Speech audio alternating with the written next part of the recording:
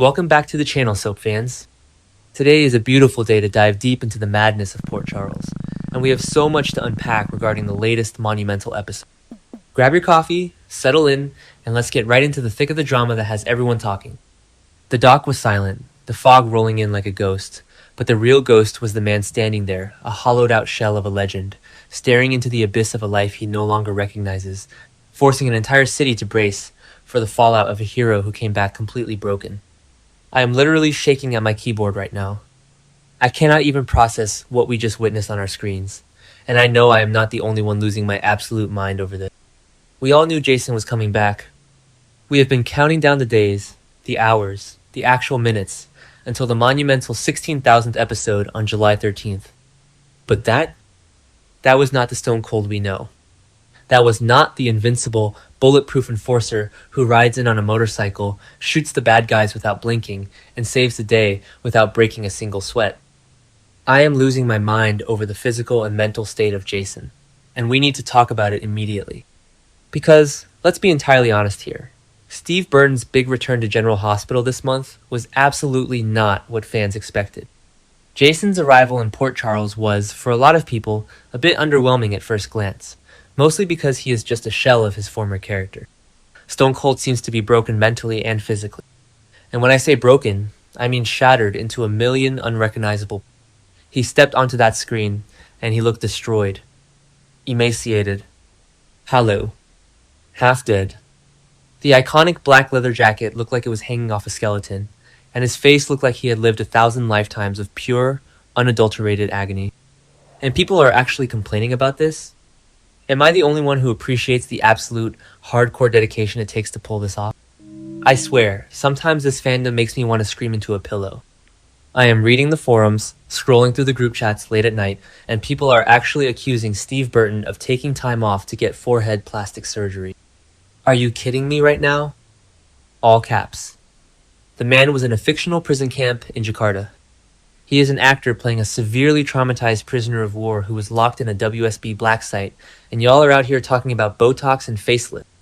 It is so absurd that I actually had to laugh out loud to keep from throwing my phone across the room. Wait, I'm getting ahead of myself. Let me back up and bring the receipts, because Steve and Bradford Anderson just dropped a brand new episode of their incredibly popular podcast, That's Awesome, and they addressed this exact nonsense head on. It was glorious. Bradford was reading these hilarious, ridiculous comments from the internet, bringing up all the shade his pal was getting since he returned to the screen. He literally read the comment where a viewer accused Steve of taking time off to get plastic surgery on his forehead. And Steve, being the absolute professional that he is, just laid it out perfectly and shut the haters down. Steve explained his entire thought process, and I want to quote this because it is so important for how we view this storyline. He said, I'm going to just kind of tighten things up, get a little leaner, just so I look a little more emaciated, and then makeup can do what they do. And then maybe people will go, yeah, he was somewhere for like 3 months, not really eating, got beat up, and a lot of bad stuff happened to him. I mean, that is commitment to the craft. It is definitely a massive relief that Stone Cold's half-dead look is all an act, and Steve Burton is still as healthy as a horse, but it just proves how much he cares about this narrative. We are so incredibly used to soap characters surviving the most horrific, unspeakable tragedies, and coming out of a dungeon or a coma with a perfect blowout, flawless lip gloss, and a fresh spray tan. Remember when Jason came back as Patient 6? He was held in a Russian clinic for 5 years, heavily sedated, and he still looks swollen, ready to bench press a truck. Or when Drew was Jason? Or when he survived getting shot and kicked into the freezing water? Every other time, he bounces back instantly. He puts on the black t-shirt, and he is ready to take orders from. But this time, the writers and Steve are actually letting the trauma stick. And I am entirely here for it, even if it physically hurts my heart to watch him suffer. Let's really break down the context here, because it makes the physical transformation so much more devastating. Jason threw his entire life away in March. He took the fall for Rocco Falconeri, a teenager. Rocco shot Ross Cullum on Spoon Island, and Jason, being the ultimate protector, took the blame so Sonny's grandson wouldn't have his life ruined. He sacrificed his freedom, his romance with Britt, and his time with his own son to rot in a WSB black site in Jakarta, Indonesia. We don't even know the full extent of the human rights violations he endured there, but based on his physical appearance and his mental state, it was absolute hell on earth. So, when we saw him on that flight back to Port Charles, sitting next to the new guy, Doctor Tristan Roberts, the reality of his trauma hit like a freight train. Jason couldn't even sleep without having violent flashbacks and nightmares. The PTSD is literally radiating off him in waves. You could see the sheer terror in his eyes when he dozed off. Stone Cold doesn't get terrified. Stone Cold doesn't flinch. But this broken, emaciated man does. He is carrying the weight of whatever the WSB did to him, and it has fundamentally rewired his brain. And then he goes straight to the Quartermain boathouse. He doesn't go to Sonny's penthouse to report for duty. He doesn't go to Carly to seek comfort. He goes to find Danny. And when Danny found him, standing on that dock and ran into his arms, I am not ashamed to admit I sobbed like a baby. But even in that hug, you could see the shift. Jason is holding a son like Danny is the only tether keeping him attached to them, because Danny is all he has left.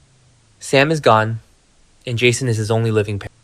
When Jason heard about Danny's spiral breaking into the WSB, asking Sonny to join the mob, Jason realized he had to change everything. Which brings us to the most seismic shift in General Hospital history. Jason wants out. He wants out of the mob. I have been watching this show for years. I have seen every iteration of the Sonny and Jason dynamic, and I never, ever thought I would hear Jason tell Sonny Corinthos that he is done being his enforcer. But he did. He looked Sonny in the eye and said his priority is being a father. He is walking away from the violence, the danger, and the blind loyalty that has defined his entire adult life. Sonny, of course, is completely thrown. Sonny is busy battling Jen Sidwell, trying to legitimize himself on the hospital board, and placing all his trust in Rick Lansing, which, by the way, Jason correctly warned him about because Rick is always going to revert to his toxic, troublemaking tendencies. But Jason is drawing a hard, non-negotiable line in this. He is choosing Danny over the organization. I know some people are loving this new, peaceful Jason, but personally, I am terrified of what Sonny will do when he truly realizes his right-hand man is gone for good. Sonny does not handle abandonment well, and a mob boss without his ultimate weapon is a very dangerous. But wait, I'm getting ahead of myself, because we have to talk about the collateral damage of Jason's broken state. We have to talk about Britt Westport. Oh my god, my heart is shattered into a million pieces. Jason ghosted her. He comes back to town, and he completely avoids the woman who loves him, the woman he declared his love to right before he was hauled away in that transport van. Britt has been through absolute hell herself. She thought she was dying of Huntington's. She found out Ross Cullum gaslit her with saline syringes. She went on the run to Tortola, got arrested, and finally got her freedom back. And the one thing she was holding on to was Jason. And what does he do? He avoids her. Because he is so damaged, so broken, that he genuinely believes he will only drag her down. He thinks he isn't worthy of her anymore, or he's terrified that being with her will just put another WSB target on her back. But Britt doesn't know that. All she knows is that the man she loves is back in Port Charles and hasn't bothered to call. So when they finally crossed paths at General Hospital, she whacked him right in the jaw. Smack. I cheered and I cried at the same time. Honestly, he deserved the slap. But you can also see exactly why he's pushing her. The WSB black site stripped away his self-worth. It took away his identity as a protector. He feels like a liability to everyone except Dan. Britt dragging him into an exam room to confront him is the exact kind of fiery, passionate drama I live for, but it is also so deeply tragic because they are both victims of the WSB's cruelty. They are two traumatized people colliding, and Jason's new emaciated, hollowed-out persona makes the rejection sting that much more because you can see he is doing it out of pure self-loathing. This is arguably the deepest psychological storytelling General Hospital has done with the character of Jason in decades. They are stripping away the superhero armor. They are forcing us to look at a man who survived unimaginable torture but lost a massive piece of his soul in the process. The physical weight loss by Steve Burton just anchors the whole performance. It makes the internal, invisible pain completely visible on the outside. It forces the audience to confront the ugly reality of what being a hero in the mob and fighting international spy agencies actually costs a human being. So where do we go from here? Is Stone Cold gone forever? Will he ever put the leather jacket back on, hop on his motorcycle, and ride into a hail of bullets? Or is he actually going to become a normal, present father for? I kind of want him to heal and find peace, but I also kind of want him to snap, embrace the darkness, and get absolute bloody revenge on the WSB for what they did to him. I am so conflicted. I am figuring out my feelings as I type this, but one thing is for sure. I am glued to my screen, and Steve Burton is delivering the performance of a lifetime. Will Jason truly heal from Jakarta's horrors, or is the enforcer gone for good? Share your theories in the comments, and subscribe to our channel.